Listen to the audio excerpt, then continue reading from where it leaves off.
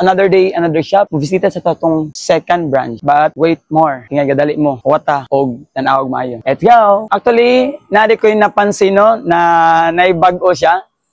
Na nading aircon. Gitaod na. Oh, gitaod na lang aircon. Okay, mao na siyang aircon. Goods kayo karon adlaw. Kaya na aircon na to ang shop. Let's go.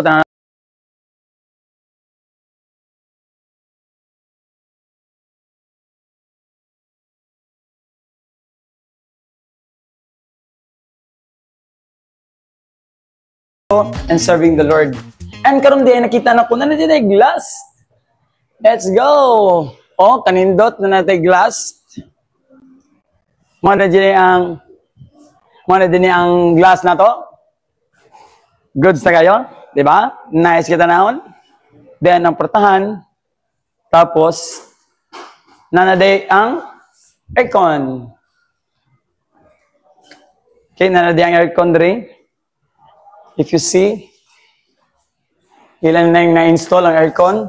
Tapos karon na yung uban na aircon nila na gamiton. Nice kayo. And then, nahuman na ang mga portahan. So, ang cabinet, mana, and all. And good thing kayo kay nanajud ang 1, 2, 3, 4 ka-panel. Then, kulang na lang is the door. Then, ang glass diri na side. And then, ang uban ng mga glass is na diri. Mo pa na ilan ni siyang i-install diha. Then, most likely, mahuman na dyan siya ang tanan. Okay? Then, ka sa babaw, ilan ang pintalan, diag white, ang tulid do, mahuman na dyan. Okay? That's for today, and happy Tuesday. Bye-bye!